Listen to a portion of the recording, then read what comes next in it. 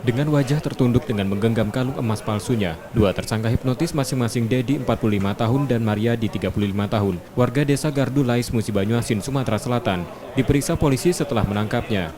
Tersangka tertangkap setelah melakukan hipnotis pada sejumlah korban yang kebanyakan ibu rumah tangga di Palembang. Cara tersangka berpura-pura minta tolong pada korbannya dengan alasan menjual emas palsu. Tersangka yang melihat korban lengah karena pengaruh hipnotisnya, membawa barang berharga korban. Korban baru menyadari tertipu saat tersangka pergi.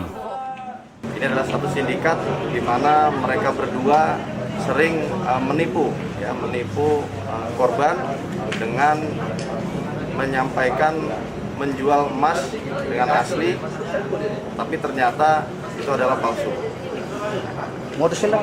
Jadi modusnya salah satu berperan sebagai penjual yang butuh uang, kemudian ada satu temannya yang berpura-pura membeli, sehingga si korban tertarik juga untuk membeli. Dari tersangka, polisi menyita uang tunai dan emas palsu. Kini untuk proses hukumnya tersangka ditahan di tahanan Polrestabes Palembang. Yudi Kiswanto, Kompas TV, Palembang.